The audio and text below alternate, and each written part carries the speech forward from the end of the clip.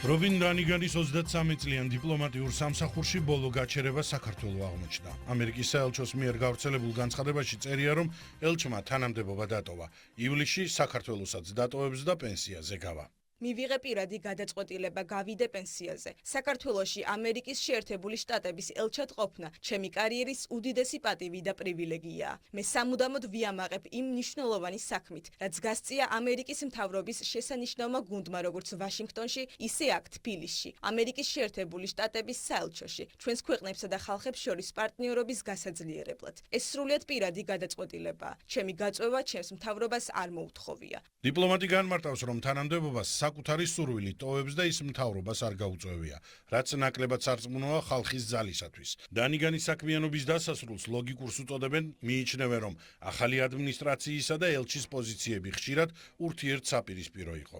როდესაც ქვეყნის პრეზიდენტის პოლიტიკის საწინააღმდეგო პოლიტიკა და პოზიცია აქვს ელჩს ამა თუ იმ ქვეყანაში, რა თქმა უნდა, ამ შემთხვევაში ან თავად პრეზიდენტი უნდა წავიდეს პოსტიდან და ან ამ ქვეყნის ელჩი. ელჩის თითქმის 2 წლიანი მოღვაწეობის შემდეგ ირკვევა, რომ რობინ დანიგანის დიპლომატიამ მმართველი გუნდის მოლოდინები და იმედები ვერ გაამართლა.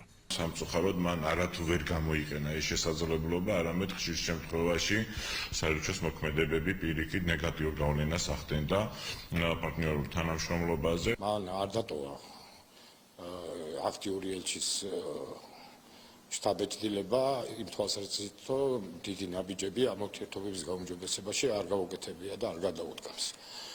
ბოლოს საერთოდ გაუგებარი ნაბიჯი იყო, არ გამოქვეყნება პრეზიდენტ ტრამპის მისაროც წერილის. მას გამოყოლილი ჰქონდა წინა ადმინისტრაციის დავალება და ის დღემდე მაგ ხაზს ასრულებდა, როგორც ჩანს, იმიტომ რომ სხვა ახსნა ამას არ აქვს. წარმატებები მინდა უსურვო პენსიაზე, მაგრამ მგონია, რომ ის მისია, რაც მას ჰქონდა და ზოგადად ელჩებს აქვთ, ეს არის სახელმწიფოთა შორის ურთიერთობების გაჯანსაღება, იმ გაუგებრობის აღუხრა, სამწუხაროდ მან ეს ვერ შეძლო.